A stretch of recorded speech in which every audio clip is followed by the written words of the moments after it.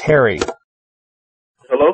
Hello, Terry. Hi, how y'all guys doing today? Fine. How are you? I'm doing pretty good. I got a couple of questions. I just want to, and like I said, I respect everybody's beliefs.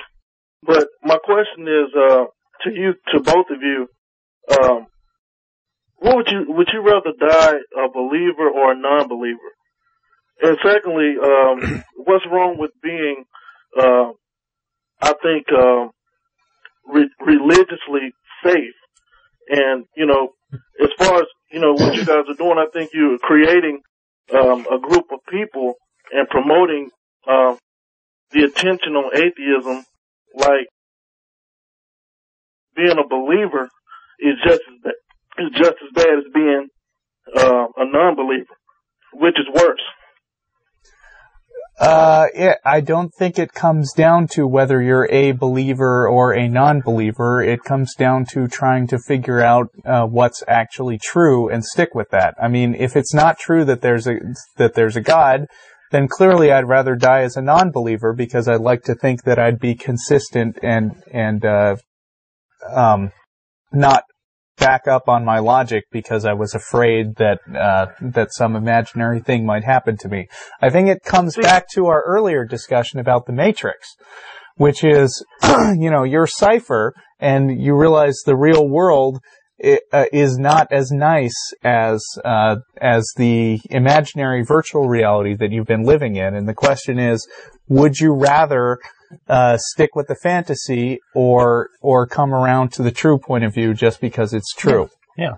I mean, you have to look at it like this, though. That's your way of thinking, okay? Everybody's not programmed. I hate to say it like this, but both of you have been programmed to believe that the way other people believe is unnecessary, and that their way of thinking and their way of thinking everything might end is some fantasy, or the way you would call it, an imaginary world, or the Catholic kids go to school. Well, we're still waiting for some evidence for this God. Right. What it's really is your evidence, that. though? Only thing you guys have to say is, okay, I might die, and then all the stuff that everybody's talking about is some type of fantasy world. But then you draw pictures about how certain churches, for instance, the Catholic Church, and you try to, I think it was not being disrespectful, but the joke, how you try to tie in Harry Potter with the Catholic Church. And well, the Catholic Church did make a comment on Harry Potter. That wasn't a joke.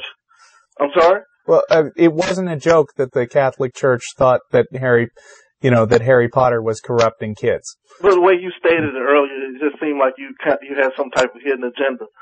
Well, we do. We're atheists. That's part of our show. Well, I mean, look, let me ask you a question. Do you believe in leprechauns? Do you? No. I'm asking you. No. We don't. I don't believe in leprechauns. Do you? Well, just like you said, where's the evidence? Exactly. Okay, now I could ask you, do you have any evidence that there aren't any leprechauns? Do you have any evidence that a man was put on an island by himself? Yes, his breath was taken away because I'm making an analogy to this. I'm making an analogy to it. Do you have any evidence that there aren't any leprechauns? I have my own evidence that I have breath. What evidence do you have that there are no leprechauns? Just like a lot of dinosaurs that lived a long time ago, people believe that they live even though they don't have any evidence. I don't have to necessarily have evidence to believe in something. So you think that without having any evidence of leprechauns, the best thing to do is just disregard the idea. Keeping your group of people in bondage because you have to, you're going off science and scientifics. Everything is not meant to be known. That's the reason why you're confused. You're confused because you're relying on evidence. Evidence is what he used. Well, if you don't want me to rely on evidence, then why shouldn't I believe in leprechauns? Because you're blind to the fact, because a lot of things that exist in this world. That's not an answer to my question. Well, let me answer the question then. It walks around with the things that are walking around on this earth every day with us that we cannot see. Where's the evidence? The evidence is known to be true because of through paranormal experts. Are we still talking about leprechauns? I don't think so. I think we've My gotten point off has of been made. Evidence. You don't need evidence, sir, on every given thing that you ask about. Right. So you should believe in leprechauns because they might be true, right? That's right.